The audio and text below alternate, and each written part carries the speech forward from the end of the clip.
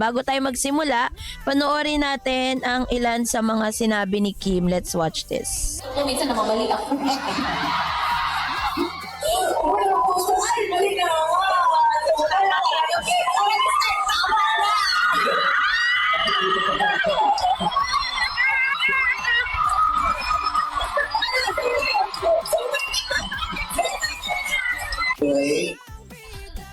Yun. So, halos hindi magkandamayaw ang ilan sa mga manonood no, sa US Love Kim Pao concert ni Mr. Kim, Miss Kim Chu and Mr. Paulo Avellino, kung saan meron po doon kasing interview portion na ini-interview itong si Mr. Paulo Avellino and Miss Kim Chu.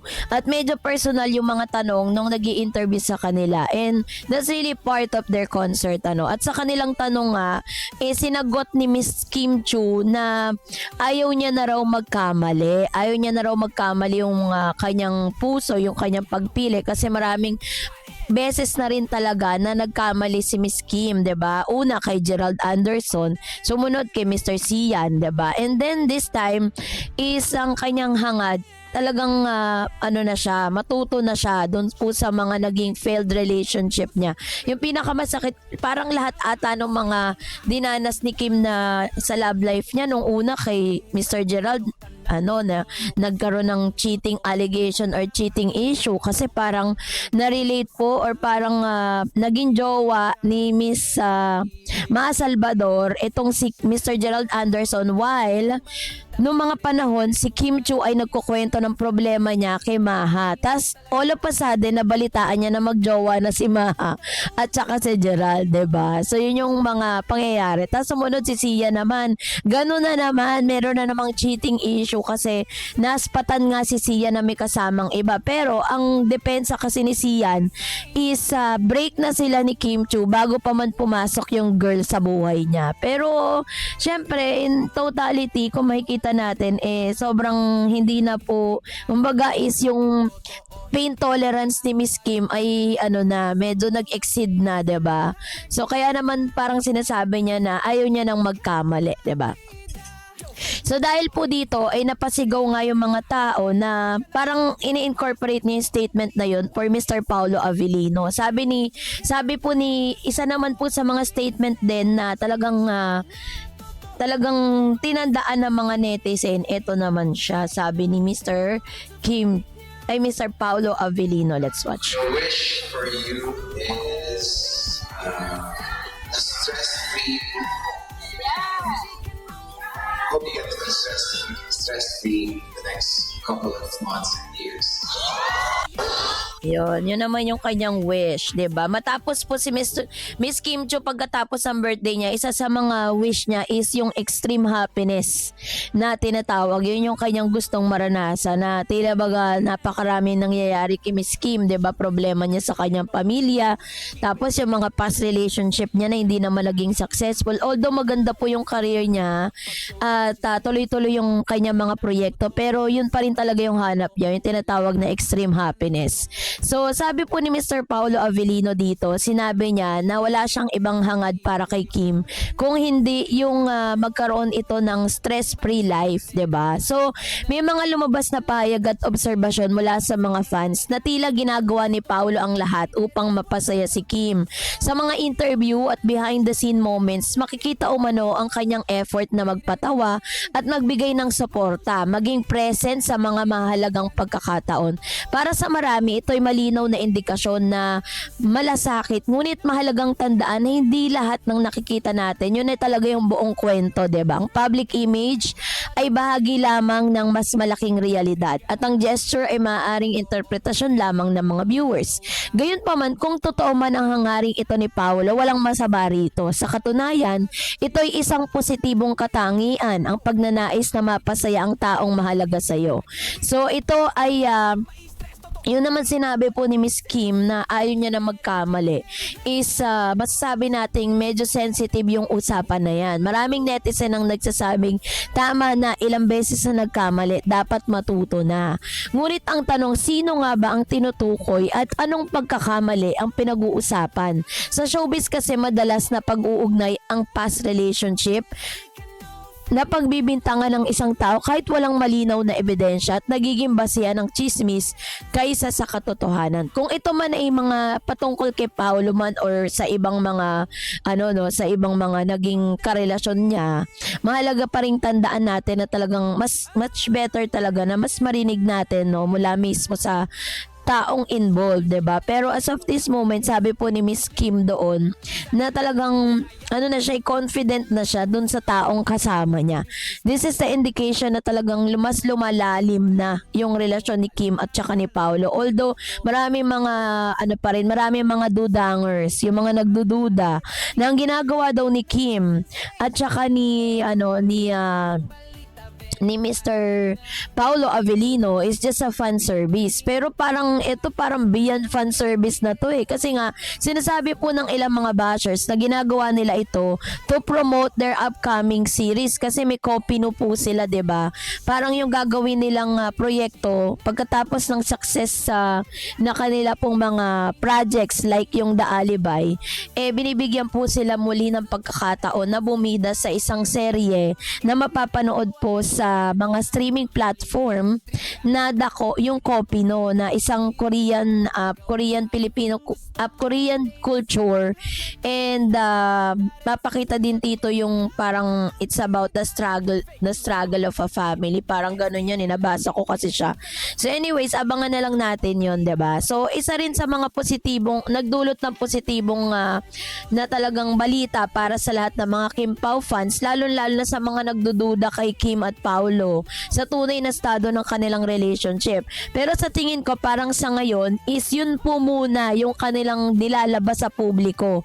'Di ba? Parang mas gusto pa rin talaga nila na go with the flow, tapos mas maganda pa rin talaga na privately, meron pa rin silang kinikip sa kanilang mga sarili dahil alam natin na may pagkakataon or may mga chance na darating na may mga sisira pa rin dun sa magandang samahan nilang dalawa, at yun yung dapat nilang i-avoid kasi 'di ba ang dami pong naninira sa relasyon ni Paulo at ni Miss Kim Chu. Pero sa mga nakikita natin ngayon, kitang-kita naman kay Miss Kim na sobrang sobrang all out na talaga si Kim. Parang sobrang hulog na siya kay Paulo. Si Paulo naman, hindi naman natin siya talagang makikitaan ng evidence kasi nga nonchalant kasi talaga siya.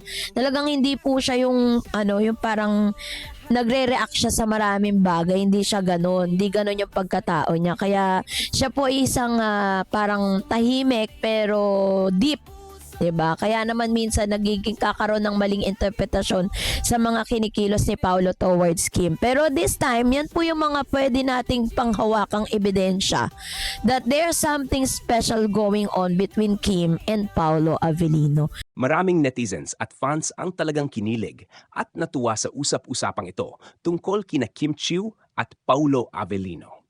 Kapag may lumalabas na balitang si Paulo ang pinili ni Kim o may special na desisyon si Kim tungkol kay Paulo, mabilis talaga itong nagva-viral dahil malakas ang chemistry nilang dalawa at marami nang sumusubaybay sa tambalan nila. Sa totoo lang, isa sa mga dahilan kung bakit sobrang pinag-uusapan ng Kim Pao ay dahil natural ang samahan nila sa harap ng camera at maging sa mga interviews at public appearances. Hindi pilit ang kilig, kaya maraming fans ang nakakaramdam na may genuine connection silang dalawa. Kaya kahit simpleng tinginan, lambingan o sweet na sagutan lang, agad itong pinagpiestahan online. Kung pagbabasehan ng reaksyon ng publiko, maraming natuwa dahil pakiramdam nila ay deserving si Paulo sa tiwala at pagpapahalaga ni Kim. Kilala si Paulo bilang tahimik pero maalaga at matured pagdating sa trabaho at pakikitungo. Samantalang si Kim naman ay very open, masayahin at positive. Kaya para sa marami, parang naggo-complement ang personalities nila. Isa ring malaking factor kung bakit nag-viral agad ang balitang ito ay dahil parehong malakas ang fandom nila. Kapag may update tungkol sa dalawa, mabilis itong kumakalat sa social media, mula Facebook hanggang TikTok at X. Marami agad gumagawa ng edits, reaction videos at theories tungkol sa totoong estado ng relasyon nila. Talagang invested ang fans sa bawat galaw ng Kim Pao. Pero mahalaga ring tandaan na hanggat walang malinaw na kumpirmasyon mula kina Kim at Paulo mismo, mas mabuting respetuhin pa rin ang personal nilang buhay. Normal lang na kiligin at suportahan sila. Pero dapat iwasan din ang sobrang pag-assume o paggawa ng negatibong issue laban sa ibang taong nadadadamay sa balita. Sa kabuuan, masasabi kong kaya sobrang lakas ng impact ng balitang ito ay dahil malakas ang chemistry ni Kim at Paulo. Maraming fans ang umaasang mas lalalim pa ang closeness nila at nakikita ng publiko na komportable sila sa isa't isa. At habang tumatagal, mas lalo pang lumalakas ang suporta ng mga tao sa Kim-Pao tandem. Kaya anumang sweet moment o special na desisyon tungkol sa isa't isa, siguradong magiging usap-usapan agad online. Para sa akin, kaya maraming naapektuhan at kinikilig sa balitang ito tungkol kina Kim Chiu at Paulo Avellino ay dahil ramdam ng publiko na may special na samahan talaga silang dalawa. Hindi lang ito simpleng love team para sa maraming fans, parang may genuine comfort at connection silang nakikita sa bawat interaction nila. Kapag may balitang si Paulo ang pinili ni Kim, natural lang na mag-ingay agad ang social media dahil matagal nang sinusubaybayan ng mga tao ang closeness nila. Marami ang natutuwa dahil nakikita nila na parang masaya at relaxed si Kim kapag kasama si Paulo. Habang si Paulo naman ay mas nagiging expressive at sweet kumpara sa dati niyang image na tahimik at reserved. Ang maganda rin sa tambalan nila, hindi puro scripted kilig ang nakikita ng fans. Kahit simpleng tinginan, asaran o pagsuporta nila sa isa't isa, nagiging malaking usapan agad online. Doon mo makikita kung gaano kalakas ang epekto nila bilang tandem.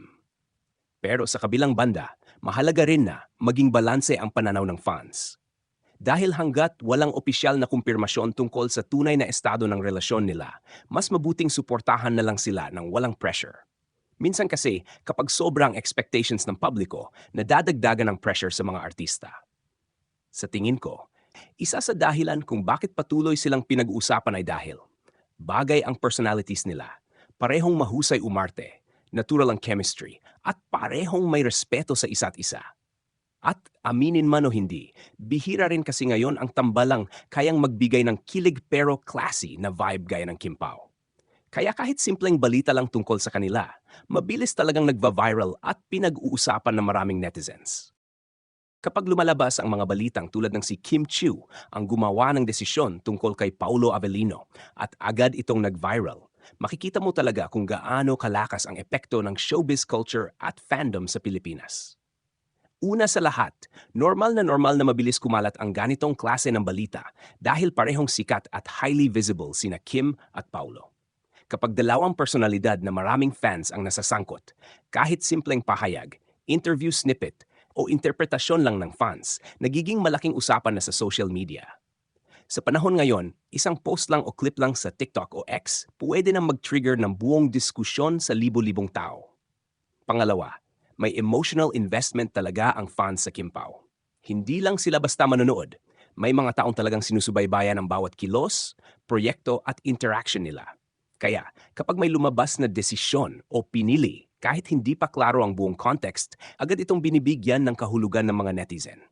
Dito pumapasok ang kilig factor, yung pakiramdam na may story na unti-unting nabubuo sa pagitan ng dalawang artista. Pero mahalaga ring ihiwalay ang speculation sa actual na impormasyon. Sa showbiz, madalas ang headlines ay naka-frame para maging catchy o intriguing, kaya minsan nagkakaroon ng iba't ibang interpretasyon ang publiko. Posible na ang desisyon na tinutukoy ay maaring work-related, project choice, o simpleng personal preference na pinalalaki lang sa social media narratives. Sa mas malalim na perspektibo, makikita rin dito kung paano gumagana ang modern celebrity culture. Ang fans ang nagko-contribute ng excitement at engagement. Ang social media ang nagpapabilis ng pagkalat ng kahit maliit na balita. At ang public figures naman ay laging nasa gitna ng interpretation at expectation ng publiko. Sa kaso ni Kim at Paulo, malinaw na may strong on-screen chemistry at rapport sila, kaya natural lang na maraming nagre-react sa bawat balita tungkol sa kanila. Pero hindi rin dapat kalimutan na bilang artista, may kanya-kanya silang personal na buhay at professional boundaries na hindi palaging nakikita ng publiko. Sa huli, ang ganitong balita ay nagpapakita kung gaano kalakas ang fascination ng tao sa love team culture at celebrity dynamics. Nakakatuwa para sa fans, nakaka-engage para sa social media, pero dapat laging may balance. Kiligin kung gusto, pero iwasan din ang sobrang pag-assume na wala pang malinaw na kumpirmasyon mula sa mismong involved na tao. Kung tutuusin, ang tunay na interesting dito ay hindi lang yung headline mismo, kundi kung paano siya niyakap, pinag-usapan at pinalaki ng audience sa online world. Dagdag pa sa usapang ito, mahalagang tingnan kung paano gumagana ang balita sa social media ngayon. Lalo na kapag involved sina Kim Chiu at Paulo Avellino. Isa sa pinakamalaking dahilan kung bakit mabilis mag-viral ang ganitong headlines ay dahil sa algorithm ng social media. Kapag maraming nagla-like, nagko-comment o nag-share ng kahit simpleng clip o screenshot tungkol sa Kim Pao, automatikong pinapalakas ito ng platform. Kaya minsan, ang simpleng eksena o pahayag ay nagiging malaking issue online kahit hindi naman ganun kalaki sa actual context. Pangalawa, may tinatawag na fan interpretation effect. Ibig sabihin, kapag gustong-gusto ng fans ang isang tambalan, nagiging active sila sa pagbibigay ng meaning sa bawat kilos. Halimbawa, simpleng ngiti, may something. Simpleng collaboration, may desisyon sa relasyon. Simpleng interview answer, may hidden meaning. Hindi ito masama kasi parte ito ng fandom culture. Pero dito rin nagsisimula minsan ang misinterpretation o overthinking. Pangatlo, importante rin ang responsibility ng content sharing. Sa dami ng fake headlines o exaggerated posts online, hindi lahat ng viral ay fully accurate. Kaya mas okay kung titingnan din kung galing ba ito sa official interview o quote? Edited ba ang clip? Opinion lang ba ng fan page? Sa kaso ni Kim at Paulo, isa ring dahilan ng patuloy na ingay ay ang strong screen presence nila bilang tandem. Kapag may chemistry ang dalawang artista, kahit wala silang real-life confirmation ng anumang relationship status, natural na nagkakaroon ng curiosity at expectations ang publiko. Pero sa kabilang side, dapat din tandaan na may sarili silang buhay off-camera, may mga proyekto silang pinagtatrabahuhan at hindi lahat ng nakikita online ay buong katotohanan. Ang pinaka-importanting takeaway sa ganitong balita ay mag-enjoy pero may discernment. Pwede kang kiligin, sumuporta at mag-react pero huwag kalimutan na ang tunay na detalye ay galing lang sa mismong mga taong involved. Sa kabuuan, ang Kim Pao phenomenon ay hindi lang tungkol sa love team o showbiz. Isa rin itong halimbawa kung paano gumagana ang modern internet culture. Mabilis, emotional, at highly interactive.